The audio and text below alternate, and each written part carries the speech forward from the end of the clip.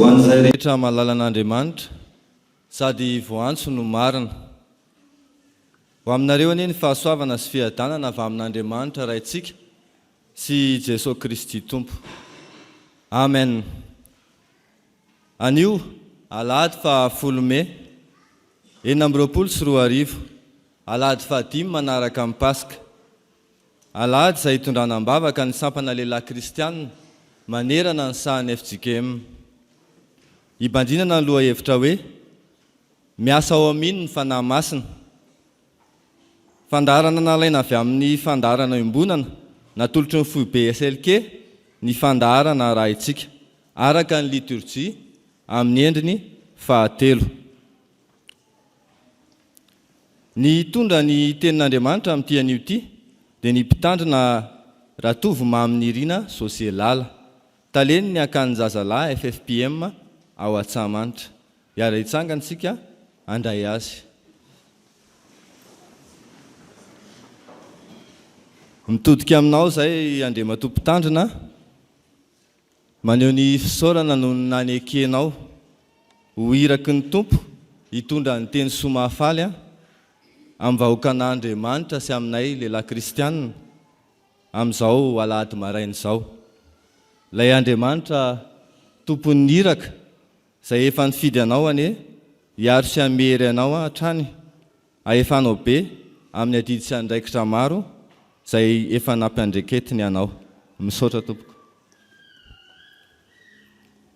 Eo am-pitsanganana ihany nanaovantsika ny hira fanentanana ny hazakazaka masina.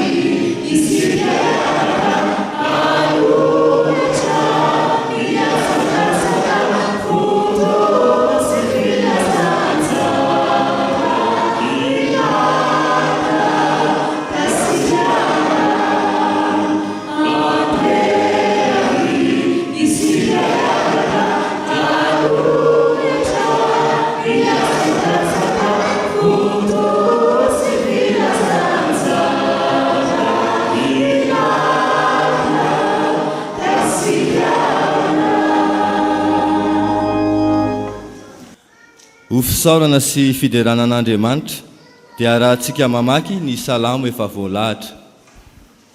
Manao hoe: Andriamanitra ô, tafatoetra amin'ny foko, ny fanahiko ny hira sy ankalaza, mifoaza ary valisy lokanga, hifo maraina koa aho, hideranao eny amin'ny firenena maro, Jehova, ary ankalazanao eny amin'ny jentilisa fa lehibe mihoatra ny lanitra amin'ny famindraponao ary mipaka eny amin'ny rahona ny fahamarinanao.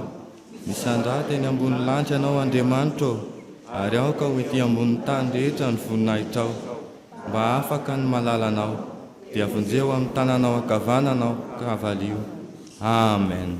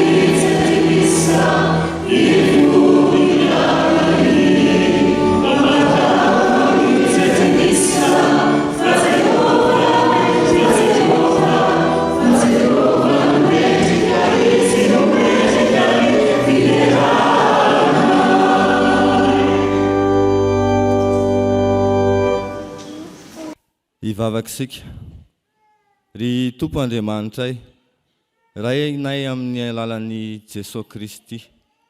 Miompeo amin'ny mpanao salama amin'ny fonay manontolo tokoa izahay ankehitriny. Midera sy misaotra noho ny famindraponao izay vaovao isa-maraina. Ianao no nahatoy izao anay, navelanao isitraka ity andro vaovao ity izahay, andro hiano anay manokana aminao. Andriamanitra feno fitiavana ianao, Andriamanitra anatin'ny fahafenona ka mizara fitiavana tsy misy fetra ho an'ny mananaina rehetra, indrindra ho anay zanakao. Tsy diso anjara manoloana izany fahatsaranao izany izahay. Misaotra noho ny hanomezanao anay izao alahady izao, ahatsiarovana manokana ny sampana lehilahy kristianina manerana ny sahan'ny fiangonan'i Jesosy Kristy eto Madagasikara, ary misaotra anao ihany koa noho ny fijoroana izany sampana izany eto anivon'ny fitandremana isotro fitiavana. Raha manatanteraka ity fanompoam-pivavahana ity izahay, dia mangataka ny fanatrehanao, mangataka ny toeranao eo anivonay amin'ny alalan'ny fanahy masinao, araka ny teninao hoe fa na aiza na aiza no iangonan'ny ronany telo dia eo afovoany ianao. Dia hoeto ianao ray eo ary asa ao aminay izany fanahinao izany.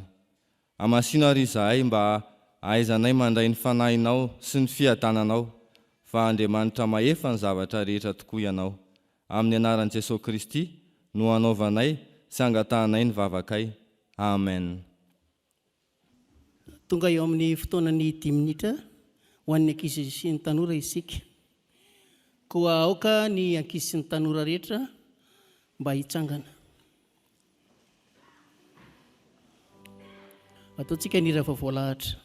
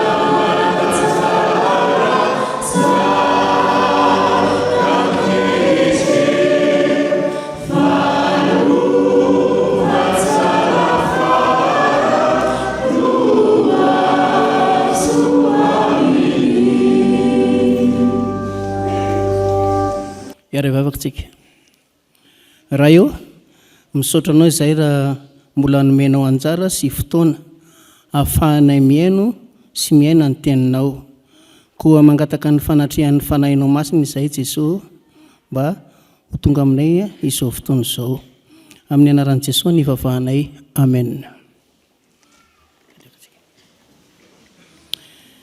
Ny soratra masina akana sy tondrana ny afatra ho an'ny 10 minitra dia amin'ny filazantsara ny Jaona, izay perikopy antsika androany.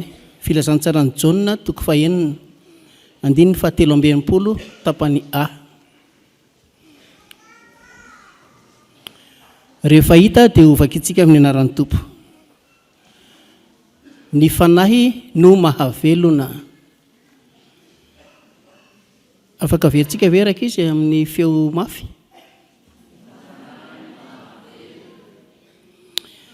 Ary ny loha hevitry ny efitsika amin'ity dia mifandraika amin'izay koa hoe miasa ao amino ny dikan'izany dia izao, raha tsy mino an'i Jesosy itsika dia tsy miasa ao amintsika ny fanahy masina, fa raha mino anazy sy mandray anazy tsika dia miasa ao amintsika ny fanahy masina. Ny dikan'ny faharoa dia hoe raha te hiasa ao amintsika koa ny fanahy masin'i Jesosy dia mila manana fanahy marina tsika, fanahy miasa ary fanahy mahavelona, ary indrindra koa mino sy mandray azy. Eto amin'ny perikopy dia mampianatra sy mampilaza ny mombamomba azy Jesosy. Rehefa vakintsika tsara io perikopy io dia hoe ny fampianaran'i Jesosy ao dia milaza ny antom-pisiny, ny fampianarana, ny fiombonam-piainana aminy. Dia ny tanjon'i Jesosy amin'izany dia nananantsika ny fanahiny ary ananantsika n'ilay antoko ny fiainana mandrakizay. Dia rehefa mbola vakintsika io perikopy io dia betsaka Lenino nandray ary indrindra fa nankatoa. Dia reny olona nandray azy ireny no niasan'ny fanahin'i Jesosy ka lasa feno fiadanana izy ary izay ilay lazaina hoe nahazo ny fiainana mandrakizay izy. Fa ao koa be monomonina tsy nino tsy nandray azy, dia ny tambon'ilay olona be monomonina le tsy mandray an'i Jesosy, le tsy manana ny fanahin'i Jesosy dia ireny ilay lazaina hoe manana fanahy maty ka tsy azo ny fiainana mandrakizay. Ry rakizy tanora, ny fanahy mahavelona ao amintsika dia mila nanana ny fanahin'i Jesosy. Angatahana io isan'andro, vao maraina dia angatahana, andeha hianatra dia angatahana, tsy hoe manana olana akory vao angatahana, fa mahay misaotra ny fanahin'i Jesosy. Izay ilay tian'i Jesosy teneniny eto hoe mahay mankatoa amin'ny fotoana rehetra. Dia miaro antsika io fanahin'i Jesosy io, fanahy mahavelona, mamelona antsika amin'ny fotoana rehetra izy, ka mampahomby antsika amin'ny fikasantsika, amin'ny fiainantsika, ary indrindra miaro antsika amin'ny fanahy ratsy. Ny fampianaran'i Jesosy zany dia tokana ny fampianarany hoe raiso ny fanahiko a zay fanahy mahavelona araka ny perikopy dia fanahy mahavelona io a no ampamomby atsika amin'ny fiainana amin'ny maha zandriny Jesosy atsika. Farany a dia ny fanahy mahavelona dia misavasava ireo lalantsika zay alehantsika rehetrarehetra, ny tanjontsika dia mivavaka tsika ho an'ny ankonantsika dada sy neny a dia ny fiangonana dia ny fiarahamonina dia mampiseho zany tsika hoe manana fanahy Jesosy tsika amin'ny fiarahamonina misy atsika. Iara ivavaka tsika. Jesosy misaotra anao izay fa tamin'ny fampianarana sy ny teny avy aminao a dia nampianarinao zay hoe hanana fanahy mahavelona, fanahy miasa ary fanahy miaro sy fanahy marina. Dia izany no angatahanay aminao Jesosy mba ho entinay a amin'ny fiainana andavanandronay a ny fianaranay a ary indrindra ho an'ny ao amin'ny ankonanay sy ny firenenay. Dia misaotra Jesosy tamin'ny fampianarana nomenao anay androany. Amen.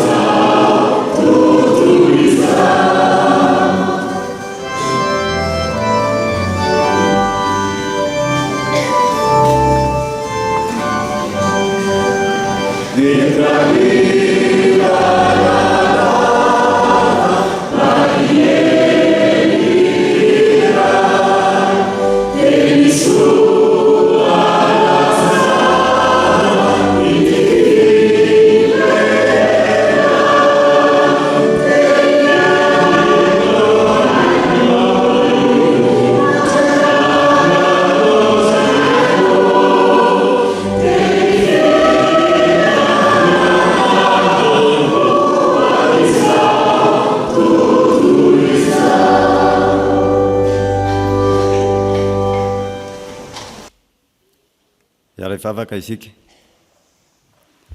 Misaotra anao izay ry Andriamanitra tomponay raha tonga eto amin'ity fotoana ahafahanay mamaky sy miaino ny afatra avy amin'ny teninao. Fanahy masina hiasa manan-kereto hampangina izay rehetra feotsy avy aminao. Taio Tompo ny hamaky ny teny, taio koa ny mpanomponao izay tondra ny afatrao mba hatafita izany, mba hahafahany hanambaramarina ny tena sitraponao. Aoka mba hifantoka amin'ny fandrenesana ny teny masinao rehefa aokanao, ka hamaka lalina sy orom-paka ny amponiny tsirairay ny afatra avy aminao, ka ho vatso ho an'ny fanahinay. Ary dia hiasa ho an'ny mino tokoa anie ny fanahy masina ahatateraka izany. Dia mitenena Tompo, vonona iainanao izay mpanomponao, amin'ny anaran'i Jesosy no anandratanay ny vavakay. Amen.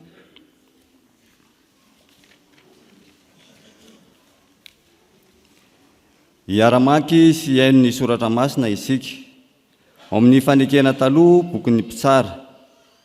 Mpitsara toko fahaenina, andininy fahatelo amby telopolo ka hatramin'ny fahaefapolo. Mpitsara toko fahaenina, andininy fahatelo amby telopolo ka hatramin'ny fahaefapolo. Rehefa hita dia ho vakiana amin'ny anaran'ny Tompo. Ary ny Midianina rehetra sy ny Amalekita ary ny zanaky ny Atsinanana ny vory ka nitaka ny toby teny amin'ny tany lemaka Jezerela. Ary notsindrin'ny fanahin'i Jehovah Gideona dia nitsokan-jomara izy, ka nivorona naraka azy ny Aberzita. Ary naniraka olona nakany amin'ny Manase rehetra izy, dia nivorona naraka azy ireo. Ary naniraka olona nakany amin'ny Asera sy ny Zebulona ary ny Naftaly izy, dia niakatra nitsena azy koa ireo. Ary hoy Gideona tamin'Andriamanitra, raha ny tanako no amonjenao ny Israely araka izay efa nolazainao, indro apetraka eo amin'ny famolona ity volon'ondry ray manontolo ity. Ka raha ny volon'ondry ihany no lenan'ny ando, fa maina ny tany rehetra dia ho fantatro fa ny tanako no amonjenao ny Israely arak'izay efa nolazainao. Ary dia nisy izany fa ny fomaraina koa izy ka nofoy aziny ny volon'ondry ary nisy ranonando eran'ny lovia. Ary hoy koa Gideona tamin'Andriamanitra, aoka tsy rehetra amiko ny fahatezeranao, fa hiteny izao indray mandeha izao monja aho. Aoka mba izahako izao indray mandeha izao monja amin'ny volon'ondry. Aoka ny volon'ondry ihany no maina, fa ny tany rehetra kosa ho lenan'ny ando. Dia nataon'Andriamanitra izany tamin'iny alina iny, ka ny volon'ondry ihany no maina, fa ny tany rehetra kosa dia lenan'ny ando.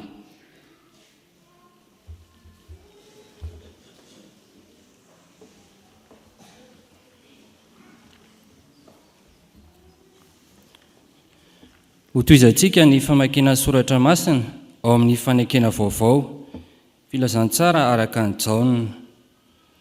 Jaona toko fahaenina, andininy fahaenimpolo ka hatramin'ny fahadimy amby enimpolo.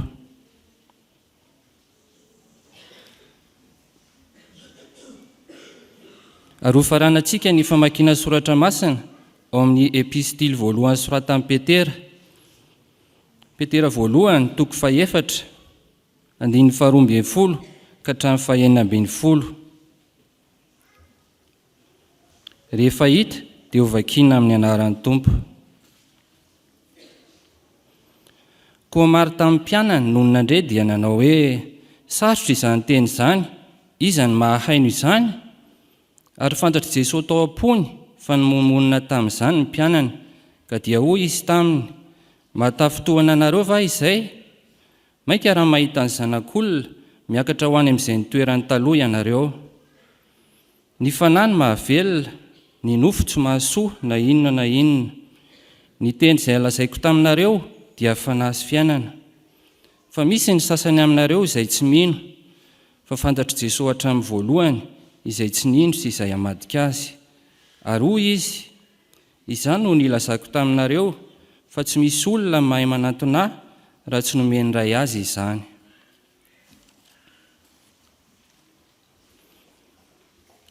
Ry malala, azagaga noho ny fizahan-toetra mahamay izay mahazo anareo ho fitsapahatoetra, ary aza atao zavatra mahagaga manjo anareo izany. Faraky ny iombonanareo fijaliana amin'ny Kristy dia mifalia mba hiraviravonareo indrindra amin'ny fisehoany voninahiny koa. Sambatra ianareo raha aratsiana noho ny anaran'i Kristy, fa ny fanahiny voninahitra dia ny fanahin'Andriamanitra mipetraka ao aminareo. Fa aoka tsy hisy aminareo hijaly satria mpamono olona, na mpangalatra, na mpanao ratsy, na mpirarany an'olona. Fa raha misy mijaly satria kristianina, dia aoka tsy homenatra izy, fa aoka hankalazan'Andriamanitra amin'izany anarana izany izy. Amen.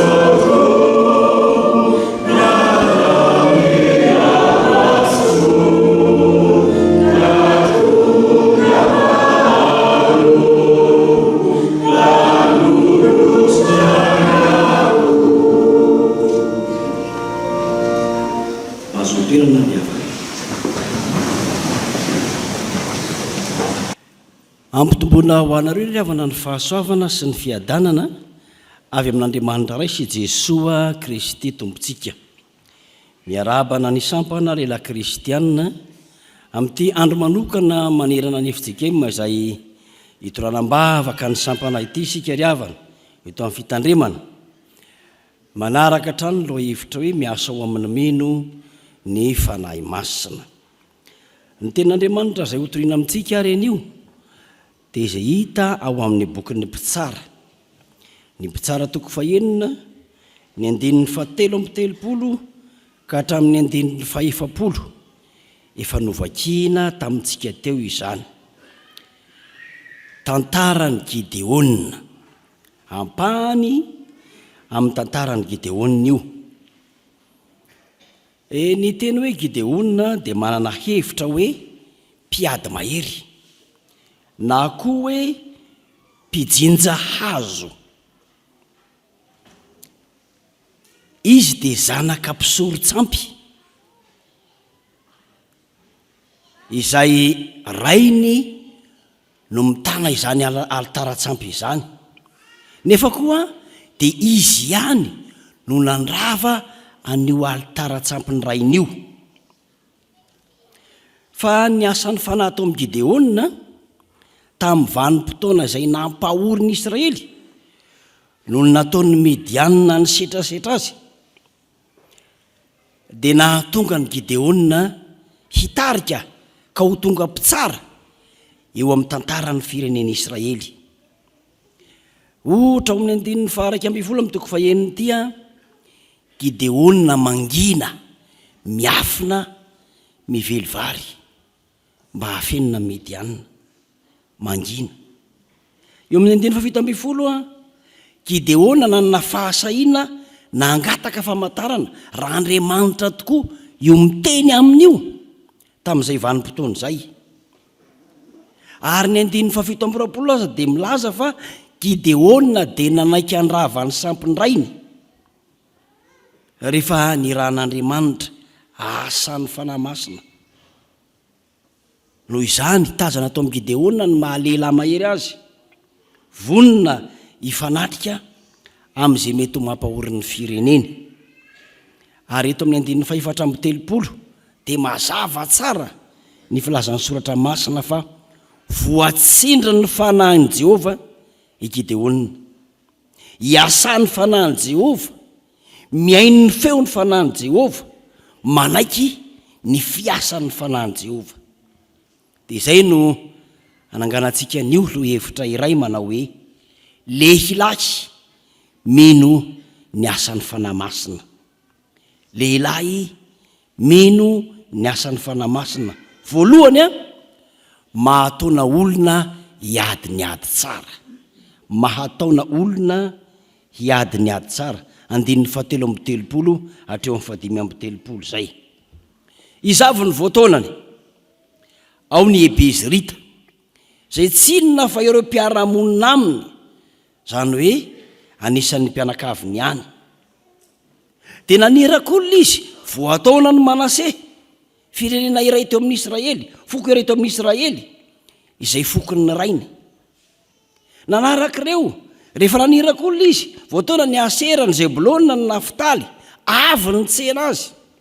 Zao hoe vokatr'ilay asan'ny fanahy na ny rahan'ny olona dia lasa nisy fifaneraserana ngeda be zay endriky ny fahatoman'olona nataony Gideona. Samy hafa fiaviana fa tsy afaka mifanary, voataona ny olona manana ny fanahy masina. ary tsy moro zany hoe mampivory ny firen'Israely zany ry havana amin'ny fotoana mamay tahaka izao mahazo ny zanak'Israely zao. Fotoana mamay satria na zay hany ko hanina aza afenina ny olona tsy samy sehoseho fa le tariny fanahin Jehovah mahataona olona ary mahavory ny firenena. Na dia tsy manam-pahefana aza, na dia tsy olo malaza aza, na dia tsy mpitaritafika aza, fa no le fanahin Jehovah nekena sy nenona dia tonga toy ny manam-pahefana, toy ny olo malaza, toy ny mpitaritafika izy. Ry havana malala, io fanahy masina io dia nomena ny mpino indray mandeha monja teo am-batisa. Io fanahy masina io no Andriamanitra monina ao amin'ny mpino rehefa atao batisa izy, ka tononona mifametra-tanana eo aminy ny anarana ray sy ny zanaka ary ny fanahy masina. Misy ohatra asan'ny fanahy masina amin'ny Romana 8:20 manao hoe fa tsy fantatsika zay vavaka tokony ataontsika, fa ny fanahy no mifona ho antsika amin'ny fitarainana tsy azo tononona. Ary eto dia fitaomana olona hiasa hiady ho an'i Jehovah no asan'ilay fanahy masina. Raha izany ry havana dia izao, tsy mamela ny mpino hipetrapetraka ny asan'ny fanahy, tsy mamela ny mpino hipetrapetraka ny asan'ny fanahy. Rehefa miasa ny fanahy tsy tafatoetra ny olona anankiray. Izany hoe ny olona zay mbola mahavita mipetrapetraka tsy miasa dia olona tsy manaiky ny asan'ny fanahy masina. Dia anontanio ny tena na koa hoe misy mpino miasa fa tsy mahomby mihitsy amin'ny asany satria tsy ny fitarihan'ny fanahy masina fa ny fitarihan'ny sain'ny tenany no hinoiny. Ary izany fanekena na tsy ny asan'ny fanahy masina zany dia mety ho hita na eo amin'ny fiainana, na eo amin'ny fitondratena, na eo amin'ny asa, na eo amin'ny fanompoana, ary tsy azo sarahana mihitsy ny famantarana ny asan'ny fanahy masina, tsy azo takonana ny famantarana ny asan'ny fanahy masina ao amin'ny mpino anankiray. Tsy sanatria hoe satria tsy asan'ny finoana ity, na satria tsy asan'ny fiangonana ity ka tsy ilana ny fitarihan'ny fanahy masina. Amin'izay fotoana izay dia miditra mitarika Satana satria hialana ny asan'ny fanahy masina. Dia tonga Satana indray no mitarika ka mahatonga na dia ny mpino azy tsy miaino, tsy mandray, tsy manaiky ny asan'ny fanahy masina hivily lalana ho any amin'ny fahaverezana. Zay le hoe mitarika eto, mahatarika rehefa asan'ny fanahy ary miainga sy manainga ny tena hanao zavatra. Ny tena no mitarika rehefa hiasan'ny fanahy masina, ka ny voalohany zay tarihan'ny tena dia ny tena ihany. Io no tarihina voalohany io. Ary mampieritreritra misy tenan'Andriamanitra ity rehefa ekena tokoa fa asan'ny fanahy masina mahatarika. Ny olona rehetra manana ny fanahy masina dia hiasan'ny fanahy masina, fa mahatarika ny tenany ve izy amin'izay fiasan'ny fanahy masina ho amin'izay.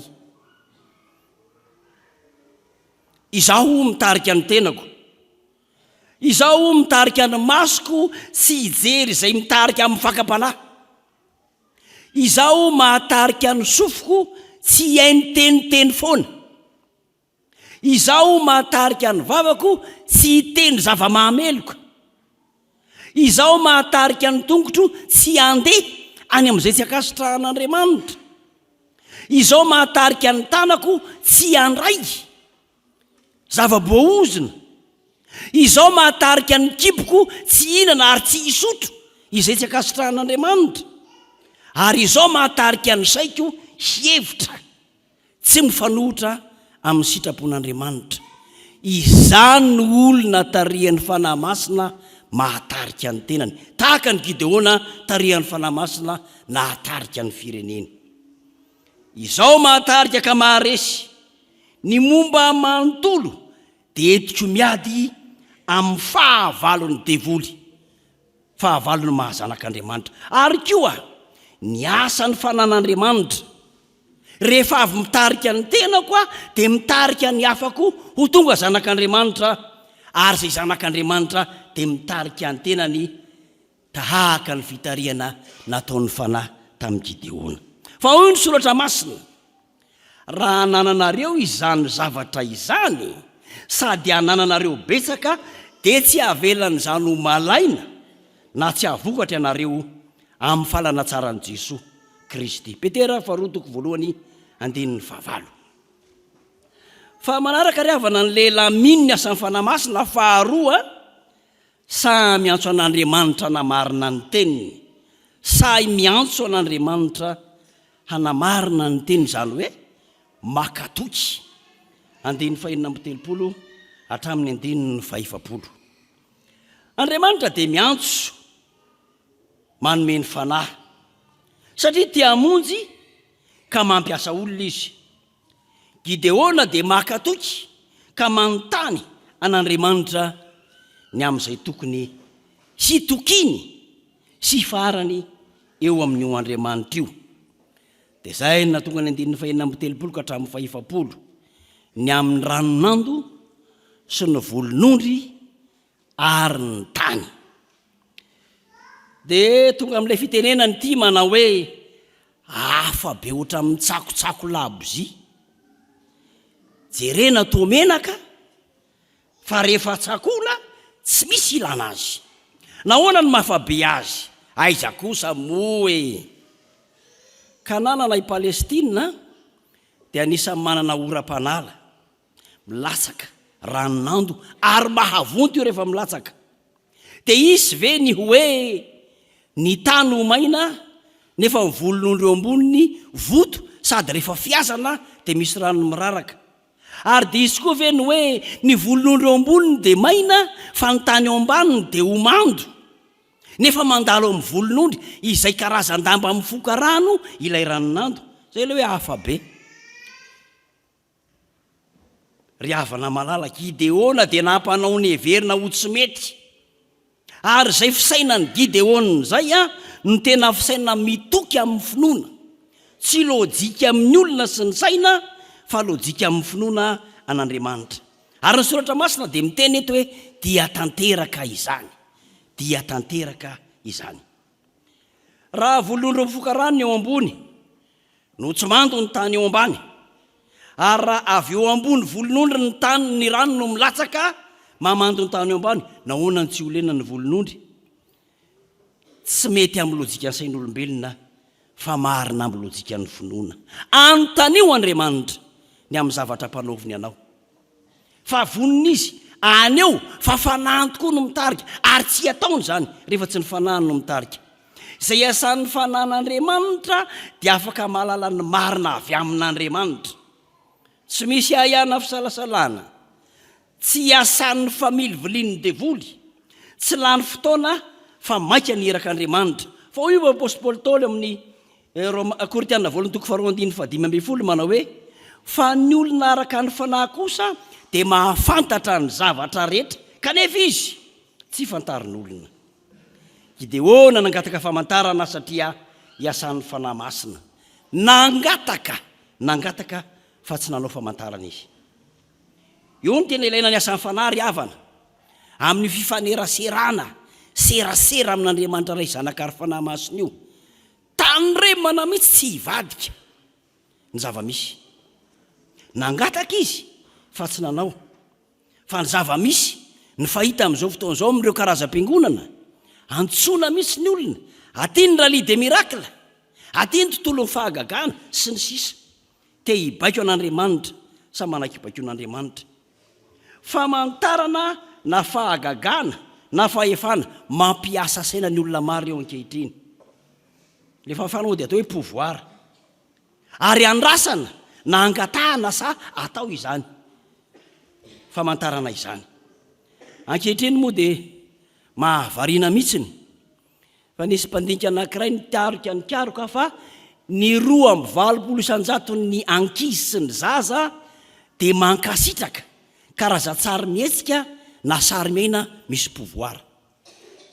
Vetivety eo dia lasa manidina, dia nisy elatra, dia miady eny ambony eny tahaka ny vorona le olombelona. Mampisaina ny amin'ny fitaizantsika ny taranaka kristianina zany. Fa eo indraindray no idirany devoly koa amin'ny fampiasan-kery na le atao hoe démonstration de force. Eny hatrany amin'ny ara-pivavahana aza dia misy isiny zany. Etsy andaniny ny olona ankehitriny dia tereniny zava-misy, tereniny asa sarana, fahasairanana, ny aretina, fantrana, ady fifaninanana, ka tsy manam-paharetana intsony fa mila vokatra zao dia izao. Indrindra moa atosika ilay atao hoe toetsaina informatika, ka mikliky dia mivoaka ny zavatra tadiavina. Dia tedavina ho toy izany avokoa ny zavadrehetra, mikliky an'Andriamanitra amin'ny fisainany fa tsy amin'ny finoana, tsy amin'ny fanahy. Ho maro ny diso hevitra ry havana ka hivily lalana, tianao famantarana, tianao fahagagana, fa tsy tia hangataka amin'Andriamanitra. Mila ny fiasan'ny fanahy, mila ny fiasan'ny fanahy. Jereo ne, efa niasan'ny fanahin'Andriamanitra ny Gideona vao nangataka famantarany. Fa ny olona zao mitady famantarana vao anaiky ny atsy, anaiky ny asan'Andriamanitra. Jereo ane, ny mba hahavitany ny asana sy ny irak'Andriamanitra ny nangatahany famantarana, fa tsy ny ho tonga olo malaza na zavatra hafa. Ary koa fangatahana mifanaraka amin'ny maha-Andriamanitra n'Andriamanitra ny nangatahany, ary amin'ny finoana n'Andriamanitra zay efa niantso azy mialoha no nanaovany izany fangatahana zany. Ry havana malalo, mahalo ny asan'Andriamanitra, io ny andrasantsika ny asan'ny fanahy masina mba hataterahana zany asan'Andriamanitra zany. Fataro ny zavarehetra ny soratra masina, azony mafy zay tsara. Ny famantarana voalohany tsara indrindra dia ny tena. Fa ny soratra masina hoe, dinio ny tenanareo na mitoetra amin'Andriamanitra ianareo na tsia izaho toetra ny tenanareo. Korintianina 2:3-7. Okeo ny soratra masina, aza miny fanahy rehetra fa izao toetra ny fanahy na avy amin'Andriamanitra eny na tsia. Jaonina 1:2. Fa rehefa hanatanteraka ny irak'Andriamanitra dia mila finoana sy toky avy amin'Andriamanitra. Hoe miara-miasa eo koa izy, manatrika sy mitarika amin'ny fanahiny eo koa izy Andriamanitra. Rehefa zany dia tena misy fikasan'Andriamanitra mahagaga ho hitan'izay miaino sy mandray ary manaiky ny asan'ny fanahy. Isandratra ny anaran'Andriamanitra eo aminy amin'ny fandresen'ny ny fahavalony. Hiaika an'Andriamanitra na dia ny fahavalo aza. Ho avoavonjy ny firenena tahaka izao andrahana ny Gideona izao, ary ilamina ny fiainana andavanandro ny olona mino ka hisy fandriampahalemana ny taniny. Ty androandroany ity moa zany dia fotoana voatokana ho an'ny lehilahy, ary lehilahy kristianina, ary ato am-piangonana tena resa-dehilahy ity. Lehilahy mpitori teny, lehilahy no iresahana, tantaran-dehilahy no resahana. Fa ny afatra voalohany dia afatra ho an'ny vehivavy. Ry vehivavy ampatsivo an'ireo lehilahy reo fa neno an'izany teny zany izy androany. Ataovy izy hoe milanao miaino ny asan'ny fanahy mba hatarianao anay mianakavy. Tsy izy indray zany ny tarihana, fa ny vehivavy indray no lasa voatarika. Tarihina miara-miasa amin'Andriamanitra. Dia ampatsivo azy hoe rehefa tarihin'ny fanahy masina dia mahavita asa lehibe. Na mahagaga mantsy indraindray rehefa atao ny statistika am-piangonana, latsaky ny 500 ny lehilahy ary mihoatra ny 500 ny vehivavy. Aiza raha misehinao, izy koa mizao mbola manao domy hoy ny valiny. Fa anio ry vehivavy ampatsivo azy fa niaino zany izy androany. Ny afatra faharoa ho an'ny Eselika.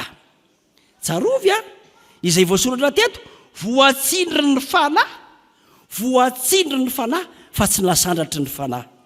Tsy manaiky antsika hisandatra izy ty, fa manaiky antsika hanaiky fa ny fanahy no ambony miaro, manohana ary mitarika antsika. Dia toy izao koa hoe voatsindry ny fanahy fa tsy manindry ny fanahy tsy asa ka tsy mety eny ny asan'ny fanahy masina fa ny tena ndray ny te-hibaiko an'Andriamanitra. Ry havana malala to am-pamaranana ry lehilahy kristianina ny asan'ny fanahy ny asan'ny fanahy mitarika atsika ataona ny olona rehetra any an-tanàna any ampiasana any amin'ny fiarahamonina misy lehilahy tsy mbola fatany aleny. Izy reny ndraindray mbola tsy mahalala hoe very izy fa isika no irana hitarika satria manana ny fanahy. Ary tsy izany ihany, rehefa miasa ny fanahy dia tsarovy fa mitarika ny olona rehetra ary isika no mpitarika ny olona rehetra ho amin'ny famonjena. Teo an'Andriamanitra ny voninahitra ho amintsika ny fiadanany. Amen. Vavaka isika. Andriamanitro, misaotra anao izahay ny amin'ny sitraponao izay nambaranao anay tamin'ny alalan'ny mpanomponao tamin'ity androany ity. Misaotra Tompo fa fantatray fa ny asa fananao masina aminay dia mahatonga anay hatarika ny olona manodidina anay hiady ny ady tsara ary mahatonga anay ho sahy hiantso anao Andriamanitra. Mahatonga anay hanontany anao Andriamanitra fa tsy handeha anjamba fotsiny amin'izay rehetra ataonay. Ary indrindra Tompo, mahatonga anay hanome lanja izany asa ny fananao masina izany. Andriamanitra renay tsy izany anefa no nataonay, tsy izany no narahanay, fa vao mainka ary izahay maneho ny sitraponay ho fahazarana fotsiny ihany. Mandeha anjamba ny hatrany amin'izay ataonay, tsy mahalala manontany anao Andriamanitra, fa mahatoky ny herinay, mahatoky ny fahalalanay, fa tsy mitoky taminao Andriamanitra.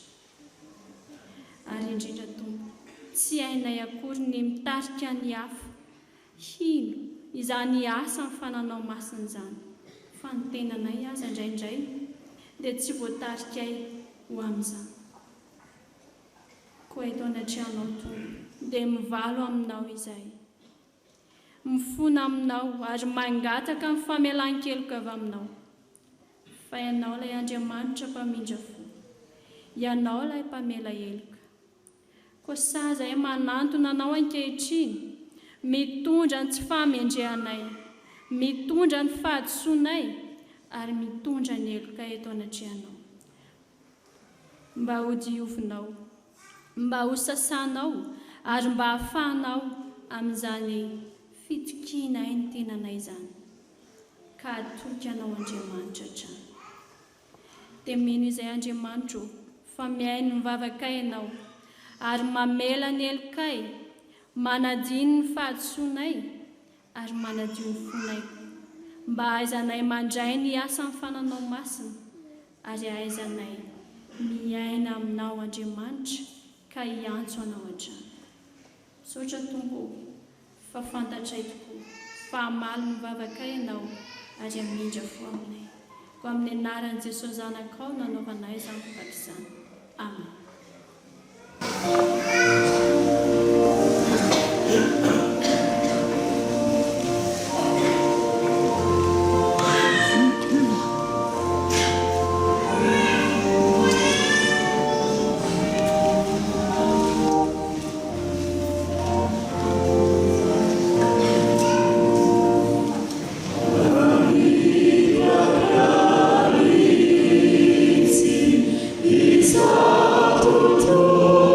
Is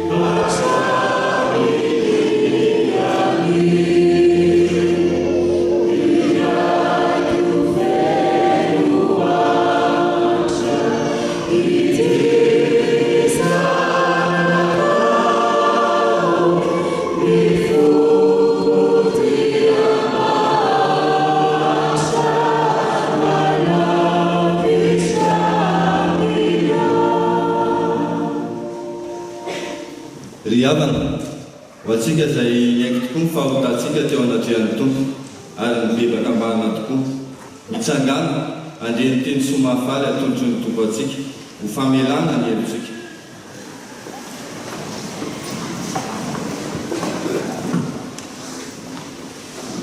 Hoy ny tompo, na dia tahaka ny jaky aza ny fahotanareo dia ho fotsy tahaka ny oram-panala, na dia mangatrakatraka tahaka ny sily aza dia ho tahaka ny volon'ondry fotsy.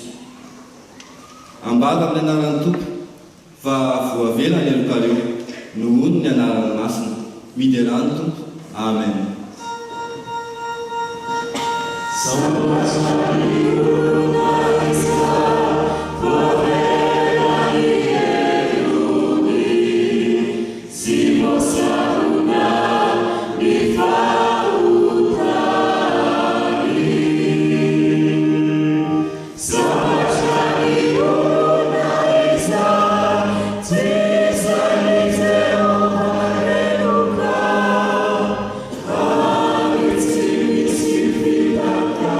Nirvana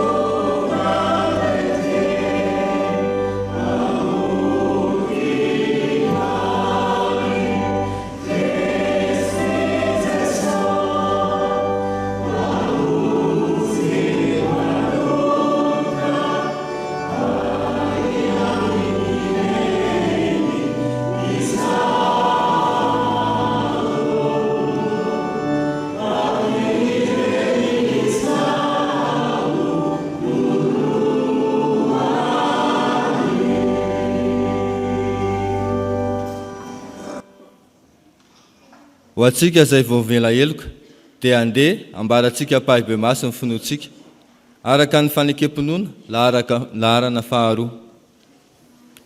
Isika mino an'Andriamanitra iray, ray tsy toa, mpanao ny lanitra sy ny tany, ary ny zavatra rehetra, ny hita na ny tsy hita, ary an'i Jesosy Kristy iray.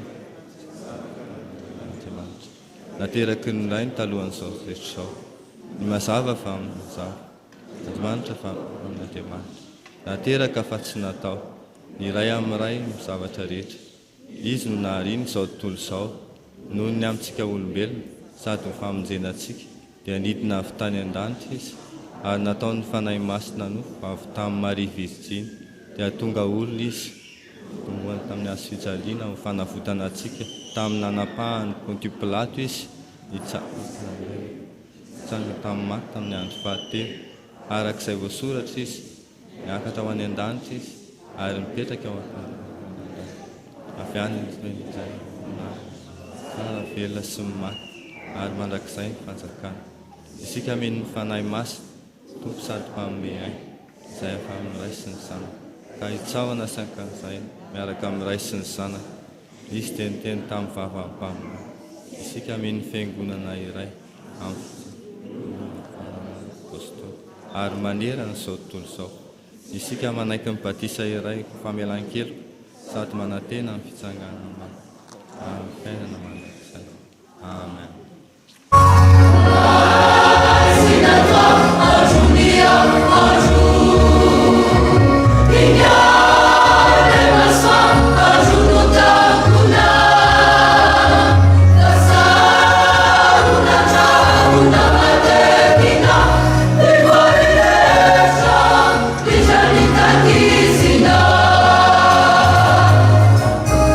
Sarira, Nanulumia, Alasai.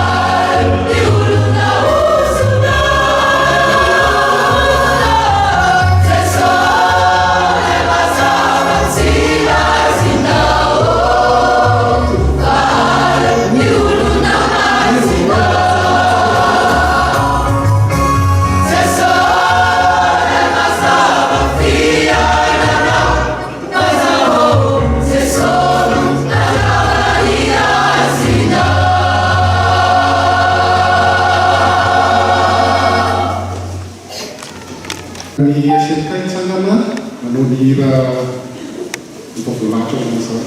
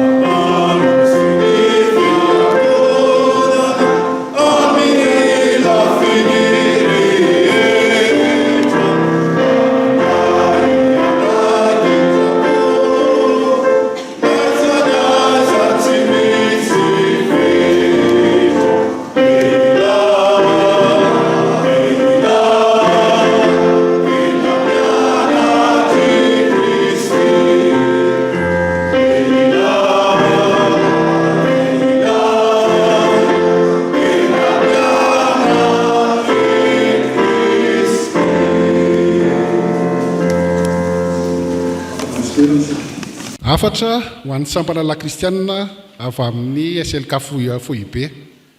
Ry lehilahy mahatoky eo amin'ny Kristy, ho aminareo any amin'ny fahasoavana sy ny fiadanana avy amin'Andriamanitra raintsika. Fa isaorana ny Andriamanitra izay manome antsika ny fandresena amin'ny alalan'i Kristy Tompontsika. Korintiana 1:5 ny 7:7.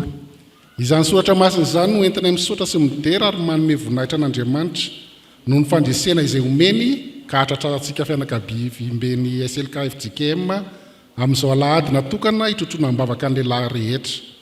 Misaotra an'Andriamanitra isika fa afaka niatrika ireo asa maro samihafa izay niarahana ny salahy teo anivon'ny fohibe FJKM, SLK FAOB sy ny SLK Synodam-Paritany. Ireto no namarika ny taona 2024 izay isorantsika mandrakariva ny tompo. Ny fahavitan'ny Synoda lehibe faha-20 ny FJKM izay nitanterana tany Fort-Dauphin, Synodam-Paritan'ny Kristy Ranovelona Ambovobe Atsimo. Navitan'ireo asa maro toy ny fitsidiana sy famangina ireo sampana la kristianina any amin'ny Synodam-Paritany araka ny tetikandro no faritana sy tapaka tamin'ny komity fohibe SLK. Ny fividianana fitaovam-pamokarana mofo-pandraisana vaovao avy any Alemana namohan'ny sampana lehilahy kristianina fohibe boky vaovao mitondra ny lohateny hoe lehilahy mahery aho, fampianarana sy fitaizam-panahy ho antsika lehilahy kristianina rehetra amin'ny sehatra rehetra misy antsika. Amin'izao alahady ny SLK FJKM izao indray no ampatsahivina antsika fa isika lehilahy kristianina dia natsoa ny tompo ho amin'ny asa maro eo anivon'ny ankohonana, ny fiangonana, ny fiarahamonina ary ny firenena. Indrindra amin'izao vanim-potoana farany izao, koka isika tsy andrarak'ilomby andoha fa hanao zava-dehibe izay antso dia ny antso ho amin'ny fahamarinana, antso ho amin'ny fanoloran-tena, antso ho amin'ny finoana marina ary indrindra ny antso ho an'ny fandraisana andraikitra amin'ny sehatra maro lafa. Ko mahereza sy mahatanjaka ka mahefa aza matahotra na mivady-po fa Jehovah Andriamanitra dia Andriamanitra ao mombanao. Dia tsy andao na afoy anao izy. Tantara voalohany toko fa 7:20. Ny asa miandrantsika SLK kosa dia sy ny atombavaka ho atao dia ny fahatsarana sy ny fanavaozana ary ny fampitaovana tanteraka ny fitoerana any Full Point. Ary ny ankalazantsika n'Andriamanitra noho ny 17 taonan'ny SLK FJKM amin'ny taona 724. Ny fanatanterahana sy nodaparitany fihavanantsika navaratra tsinanana. Miasa ao amin'iny fanahy masina no ahevitra bandintsika amin'izao filamaniny izao, ka ilay fanahy masina mampahery notadidalinantsika amin'ny fanontona rehetra ataontsika. Mifampivavaka isika afitan'ireo asa rehetra ireo. Manao veloma amin'ny anaran'ny Tompo Jesosy, ny filoha Rakoto Erso Benjamin Désiré, ny Tonia Ramiandrary Mirina, nahitansoa ao avitra mpitandrina. Mifoaza mijeroa amin'ny finoana, aoka ho lehilahy ianareo mahereza. Korikana voalohany toko 1:17. Izany tenisaotra masina izany ireny didiana amintsika fitandremana lehilahy kristianina nonkonana rehetrarehetra eto amin'ny sosifikalana malalantsika ity. Raha ny tonteny antsika teo dia hoe navoray fanahy masina, manana amin'ny fanahy masina rentsika ary miasa. Dia mitotoka amintsika lehilahy kristianina rehetrarehetra eto amin'ny fitandremana mba manao antso sy fanentanana, mba hanampihevena antsika andaharana kamana, mba hifampitaizantsika, hifanampy, hifampizara koa fampandrosoana amin'ny fanjakan'Andriamanitra. Raha ny SLK dia isaky ny sabotsy fahatelo amin'ny telo rariva no SLK mivory, ka manasa antsika rehetrarehetra na tovolahy na lehibe na efa nahazo taona afaka manantona an'izany sabotsy fahatelo ny volan'izany tsika hianatevinarana ny savana lehilahy. Ao amin'ny savana lehilahy kristianina dia misy voamera telo. Dia mivoamera ny am-panahy izay mandrindra ny lafin'ny fikolokoloana ny ara-panahy rehetra eo anivon'ny sampana, manao eo amin'ny fotoam-pivoriana mifampahirezana ireo mpikambana, ary mikarakara ihany koa ny conférence izay tony natao omaly. Ao amin'ny voamerany hira kosa dia izy ireo dia mandrindra ny hira izay ho iraina, ny fampianarana, famerenana amin'ny fotoana rehetra izay andraisan'ny SLK anjara. Ary voamera farany dia ny voamerany fitaizana ara-batana izay mandrindra ny fandarana sy ny fanatontosana rehetrarehetra atao amin'ny kojakojana sy ny fikolokoloana ny vatana eo anivon'ny sampana. Dia toraky ny totoy ny randonnée nataon'ny sampana lehilahy kristianina izay niantsoana antsika lehilahy rehetrarehetra eto amin'ny fitandremana omaly, toy ny football ary ny pétanque sy ny maro hafa koa. Ary mandray anjara amin'ny asa sosialy eo amin'ny akany fitaizana zazakambody koa ny SLK, ary manokana fotoana ho an'ny fambolekazy ihany koa izy isan-taona. Misaotra amin'ny fiangonana manontolony amin'ny fiaraha-mientana aminay nandritran'izay taona maro nisy SLK teto amin'ny fitandremana izany, indrindra tamin'ny taona lasa iny. Ary ao anatin'izay hetrika karakaraina SLK rehetrarehetra, ary mbola manana tena trany fiara-miasa riavana fiadanana ho anareo. Miorina tsara aza miova ary lehilahy mahery ho an'Andriamanitra irery ny voninahitra. Amen. Misaotra ny tompontsika riavana tonga amin'izao alahady faharoa ao anatin'ny volana May izao izay tanterahantsika ho fitondràna mambavaka ny sampana lehilahy kristianina Efijery ary fanorantenany reto lehilahy kristianina ireto miarabanareo maharitra amin'izao fanolorantena izao. Mampanontany tena kosa ny hafa hoe lehilahy ve ianao sady tsy lehilahy, maninona ny tsy eto amin'ity laharan-davitra ity. Ny faharoa raha hoe lehilahy ianao, kristianina ianao sady tsy kristianina, maninona koa ny tsy maketo. Fampietretana sady fitaomana izany ry havana. Anio dia anaty ahatsiarovana ny sampana lehilahy kristianina. Lehilahy ianao, kristianina ianao etiko. Dia mba hanampisa ny mpikambana ao anatin'ny sampana lehilahy kristianina isika, lehilahy eto amin'ity fiangonana ity ary kristianina eto amin'izao fitandremana izao.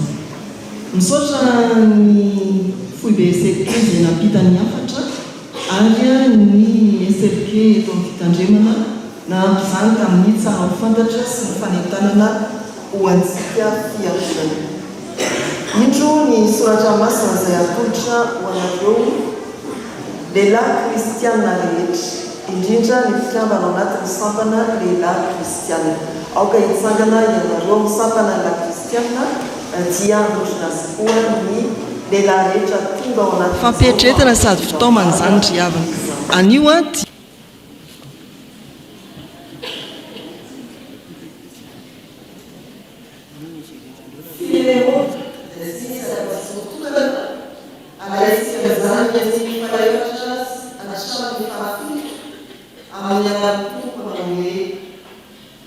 misaotra anareo andriamanitra izahay raha matsiaro anareo am'fivavahanay satria lehilahy fitiavanareo sy ny filomana izay ananareo ajesoy sy ho an'ny masina rehetra mba hiasa mafy ho an'i Kristy ny fiombonana avy amin'ny finoanareo amin'ny fahalalana tsara ny zavatra rehetra izay ao anatinareo fananana fifaliana sy fiononana amin'ny fitiavanareo izahay satria efa novelombelomanareo ny fon'ny olona masina ry rahalahy.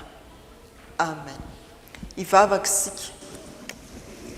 Tompo izany tenin'ny Paoly apôstôly miantefa amin'ny Filemona izany no nindramina tononona ho an'ireto mpanompo lahanao mitodika aminao ry tompo ka mangataka mba ho tsindrin'ny fanahinao izy ireo dia anana fanetretena amin'ny fanohizana ny asanao Andriamanitra ankininao amin'ny ray mpianakaviana rehetra amin'ny zatovolahy rehetra ahafahan'izy ireny mijoro ho andry ny fianakaviana ho andry ny fiarahamonina ary indrindra ho andry ny fiangonana arak'izay antom-pisin'ny sampana lehilahy kristiana.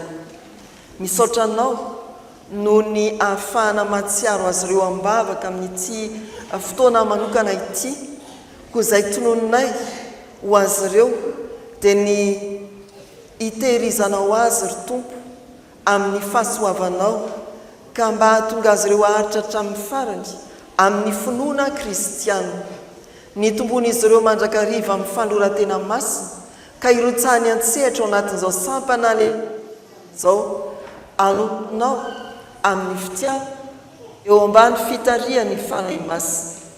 Misaotra anao izahay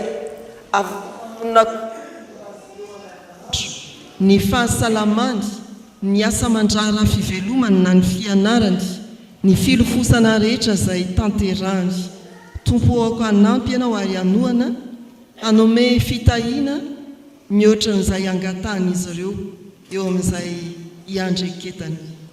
Misaotra anao koa ny amin'ireo ankonany ary ho vehivavy mahery hampahery ny vady andefimandriny ny ankonany ny zanany dia ho fenonao fahendreny na izanaiza misy azy ireny na lavitra na akaiky azy na efa zarazarany amin'ny tokantrano na mbola eo ankonany tompo ankany amin'izy izahay fa atolotra eo am-pelantananao ny ankonany reto mpanompo lahanao reto mino sy matoky izahay fa amin'izay etaeta sy fikasana tsara ao anatin'ny tsirairay dia hita izany ianao ahatanteraka ny zavatra rehetra araka ny sitraponao valiovavaka izay tompo fa amin'ny anaran'i Jesosy ilay lela mahery no hanonanay izany fangatana izany. Amen.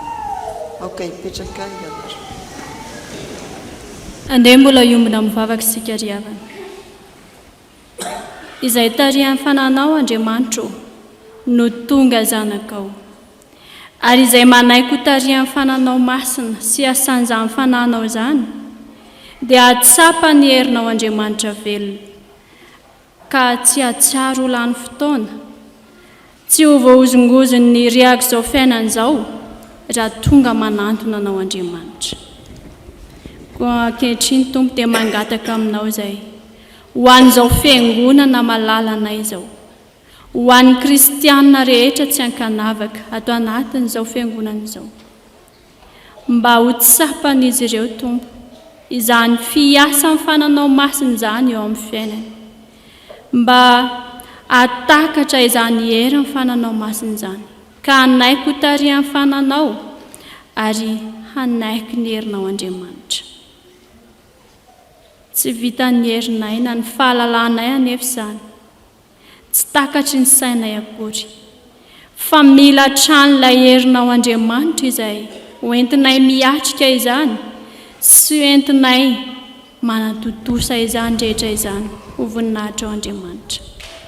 Kota io Andriamanitra ny mpino tsirairay avy eto anivon'izao fiangonana izao mba hampombanao azy ireo ny fananao masina ka na mandeha na mitoetra na matory na mifoha dia atsiaro hanana ny herinao Andriamanitra hatrany izy ireo. Ka tsy aro ny firaisana aminao Andriamanitra, ny fiaran-dalana aminao Andriamanitra. Tsy handeha amin'ny herin'ny tenany intsony, fa hitoky ilay herinao Andriamanitra.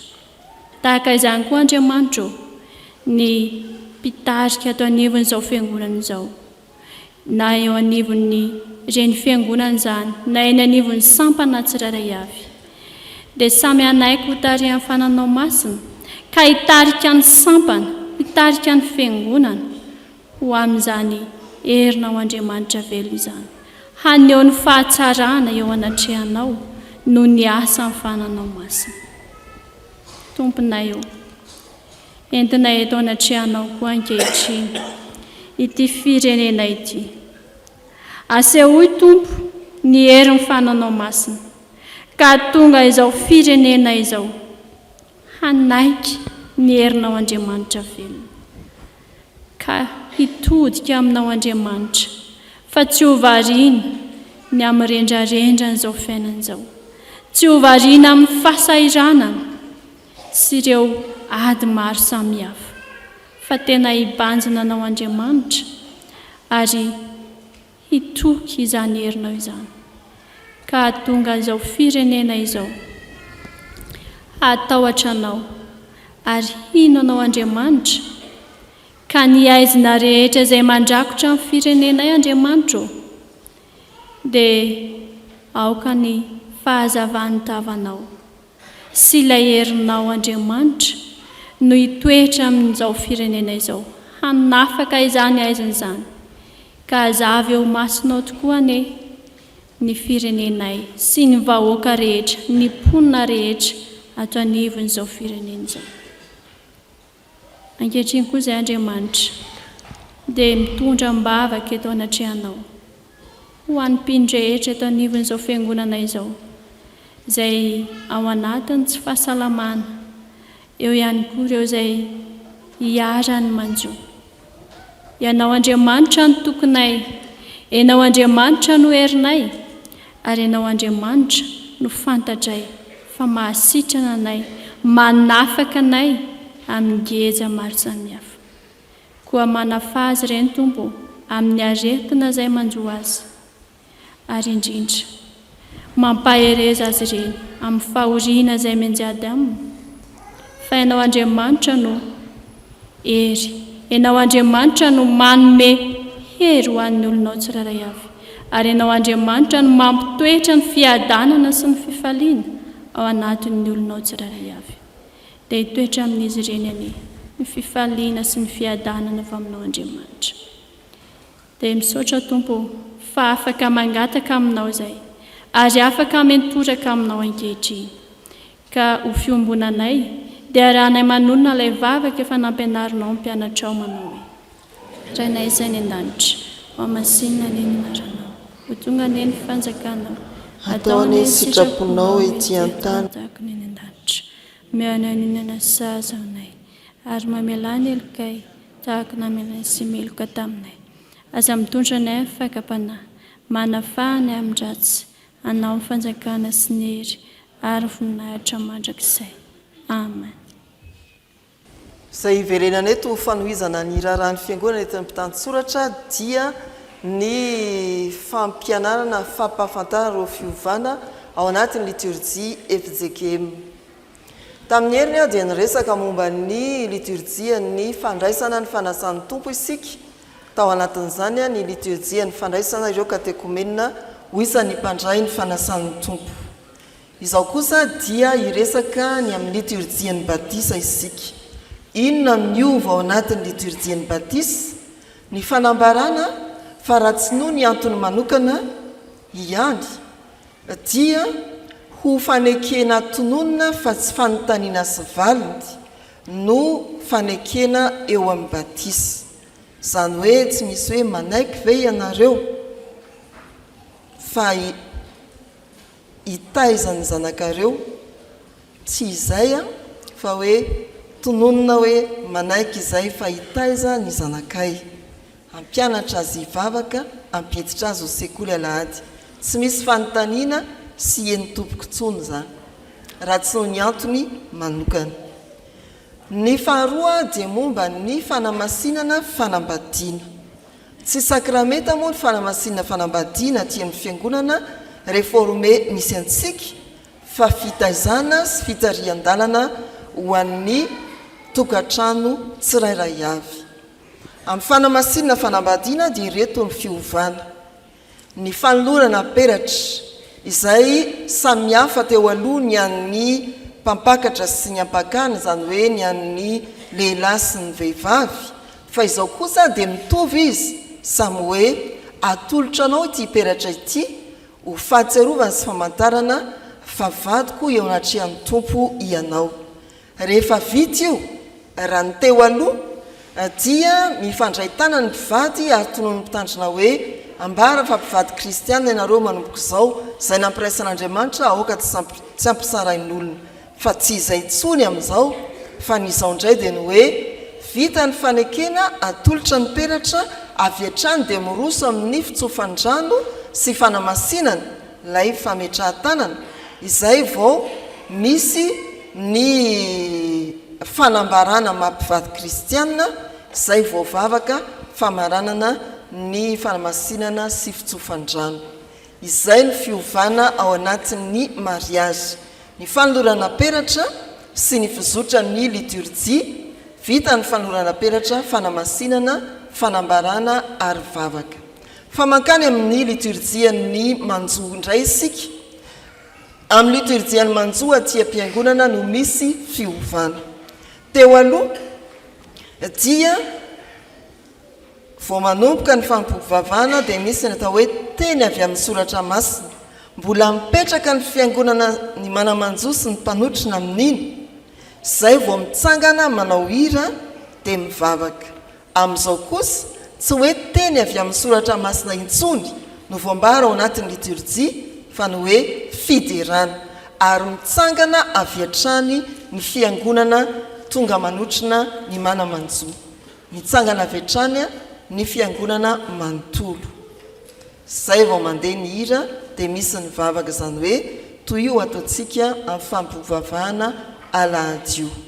Ny amafisina dia ny hoe tsy misy fandraisam-pitenenana ataon'ny solotena mpianakaviana ao anatin'ny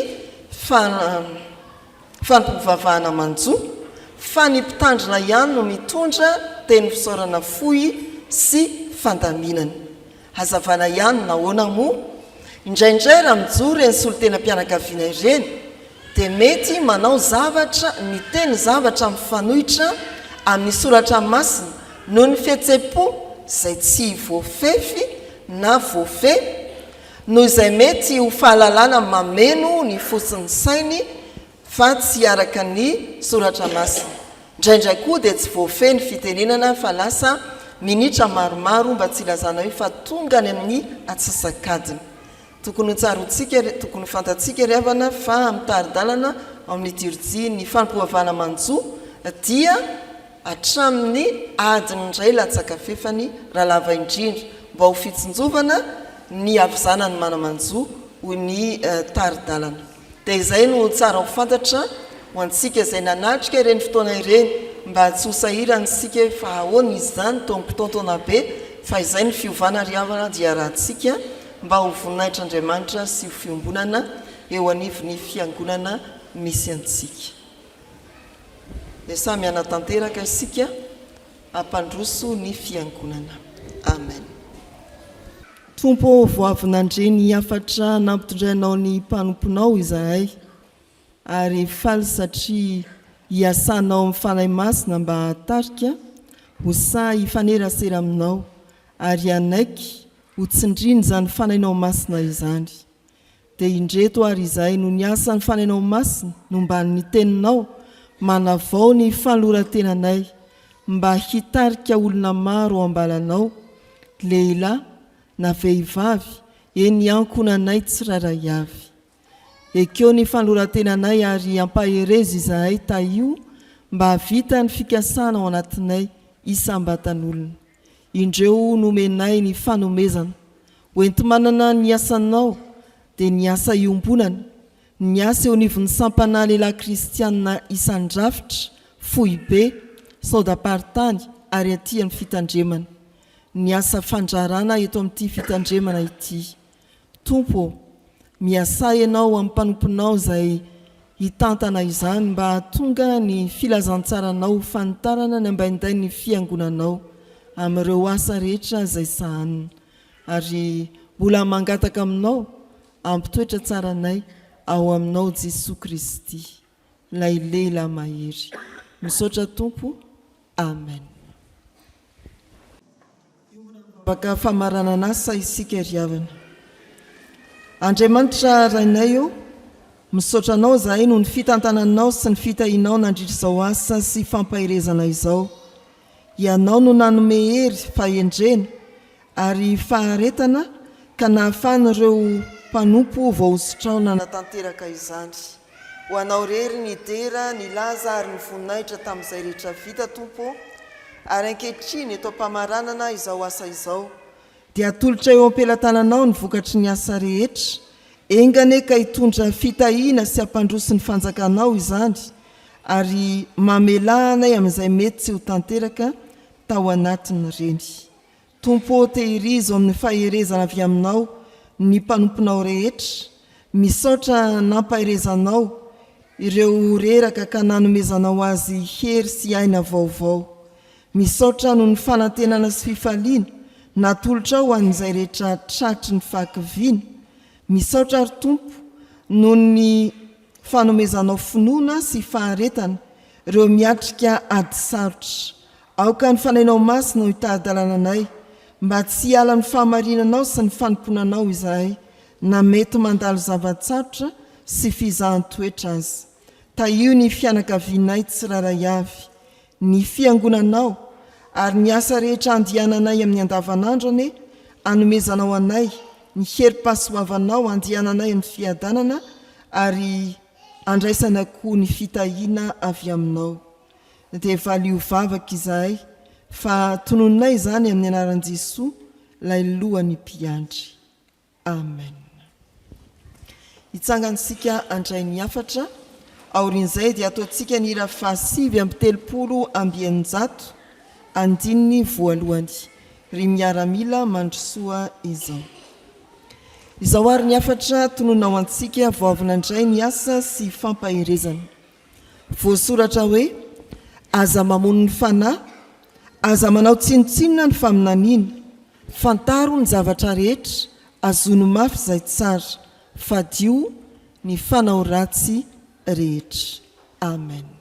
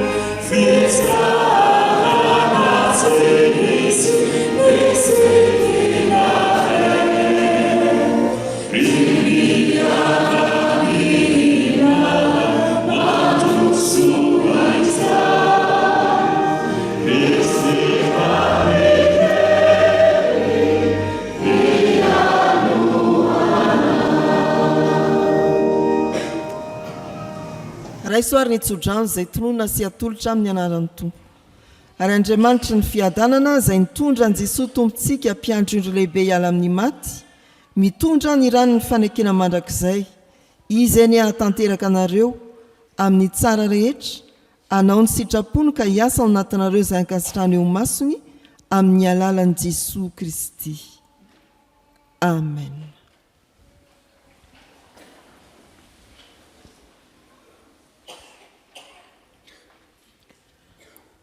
Ho an'Andriamanitra irerianany ny voninahitra amin'ny anaran'ny Ray sy ny Zanaka ary ny fanahy izy.